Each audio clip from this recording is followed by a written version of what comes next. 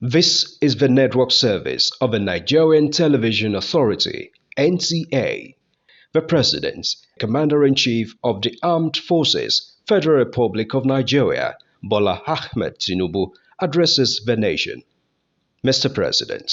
Patriots, it gives me immense joy to welcome each and every one of you, young and old, to this brand new year 2024.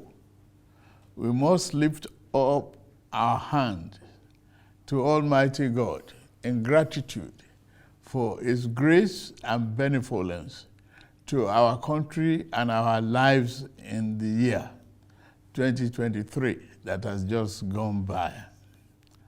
Though the past year was very challenging one, it was eventful in so many ways. For our country, it was a transition year that saw a peaceful, orderly, and successful transfer of power from one administration to another, marking the yet another remarkable step in our 24 years of unbroken democracy.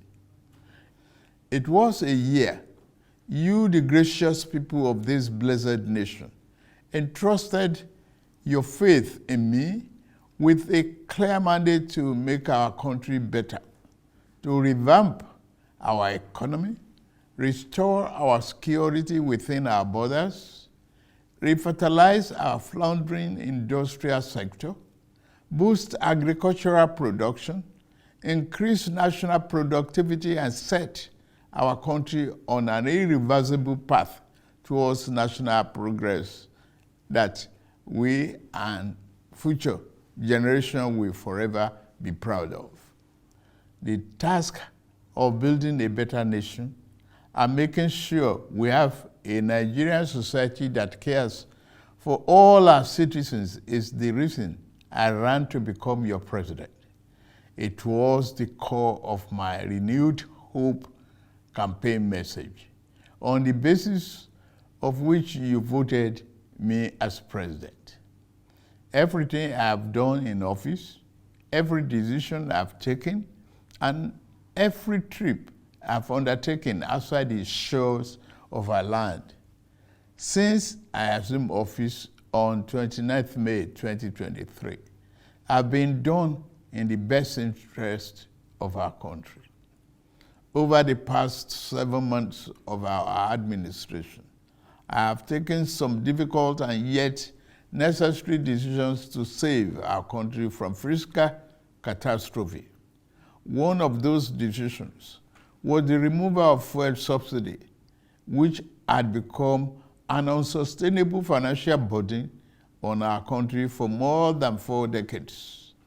Another was the removal of the chokehold of few people on our foreign exchange system that benefited only the rich and the most powerful among us. Without doubt, these two decisions brought some discomfort to individuals, families, and businesses. I am well aware that for some time now, the conversations and debate have centered on the rising cost of living, high inflation, which is now above 28%, and the unacceptable high underemployment rate. From the boardroom at the Broad Street in Lagos to the main street of Kano and Nembe Creeks in Bayelsa, I hear the groans of Nigerians who work hard every day to provide for themselves and their families.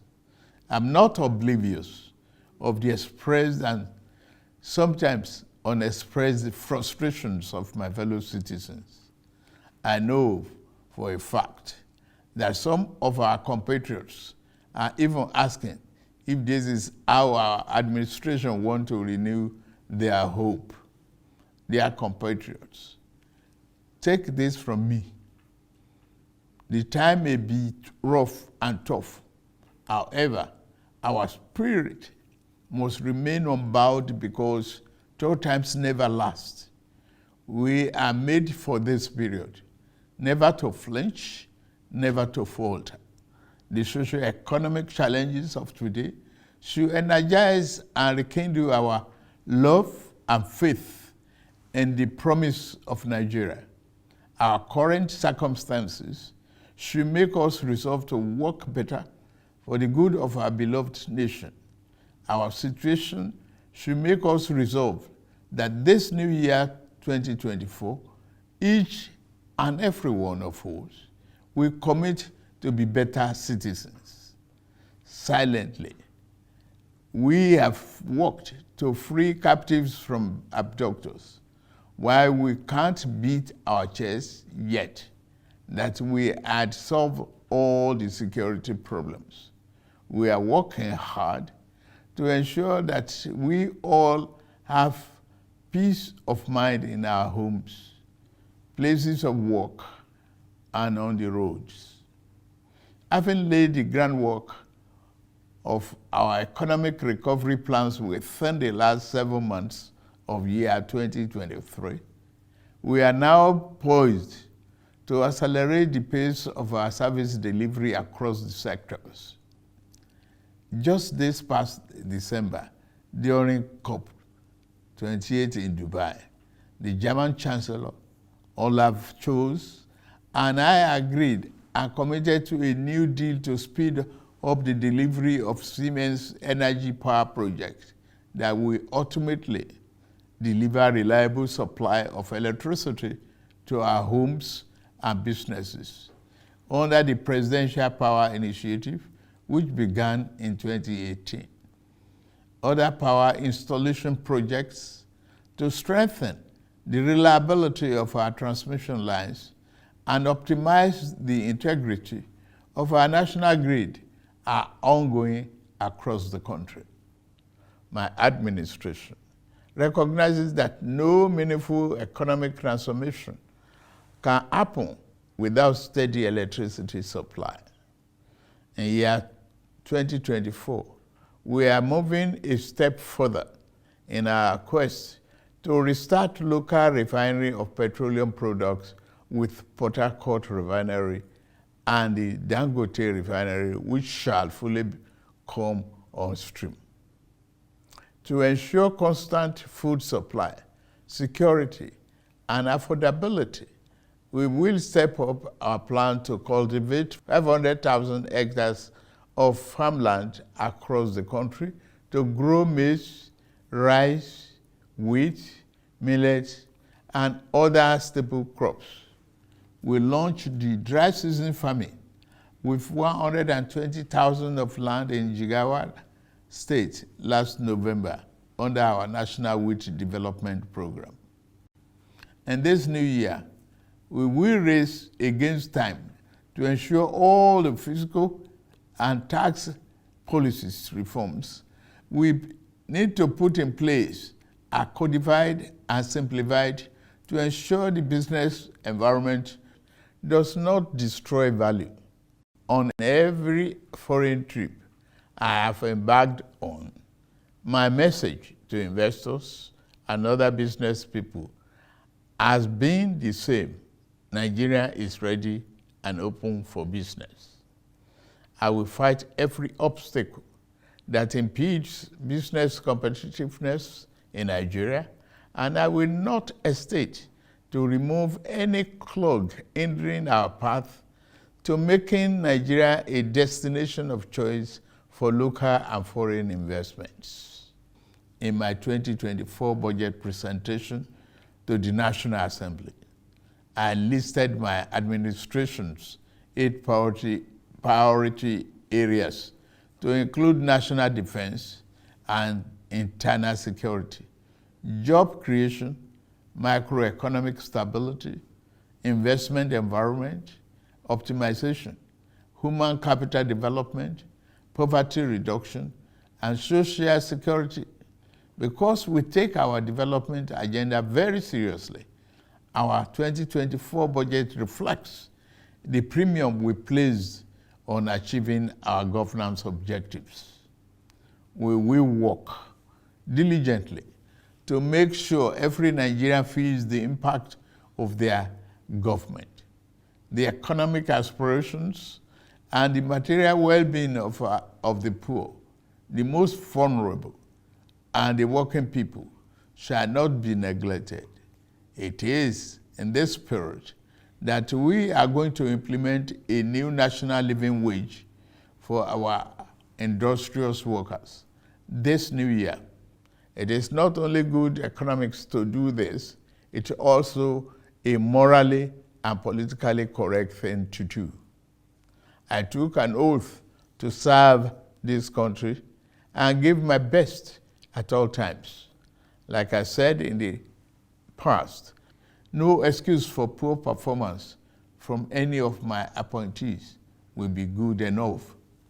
It is the reason I put in place a policy coordination, evaluation, monitoring, and delivery unit in the presidency to make sure that governance output improves in the living condition of our people. We have set the parameters for evaluation. Within the first quarter of this year, ministers and head of agencies with a future in this administration that I lead will continue to show themselves. Fellow Nigerians, my major ambition in government as a senator in the aborted Third Republic, as governor of Lagos State for 8 years, and now as the president of this blessed country, is to build a fair and equitable society and close the widening inequality gap, while I believe the rich should enjoy their legitimately earned wealth.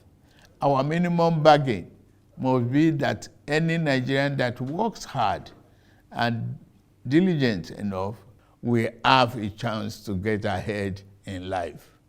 I must add that because God didn't create us with equal talents and strengths, I cannot guarantee that we will have equal outcomes when we work hard.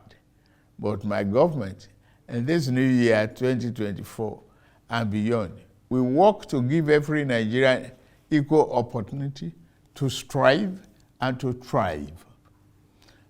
For the new year to yield all its good benefits to us, as individuals and collectively as a people, we must be prepared to play our part. The job of building a prosperous nation is not the job of president. Governors, ministers, lawmakers, and government officials alone. Our destinies are connected as members of this household of Nigeria. Our language, creed, ethnicity, and religious belief, even when they are not same, should never make us work at cross purposes. In this new year, let us resolve that as joint heir to the Nigerian Commonwealth, we will work for the peace, progress, and stability of our country. I extend this call to my political opponents in the last election. Election is over. It is time for all of us to work together for the sake of our country. We must let the light each of us carries, men and women, young and old, shine bright and brighter to illuminate our path to a glorious dawn. I wish all of us a happy and prosperous year 2024. May God continue to bless the Federal Republic of Nigeria.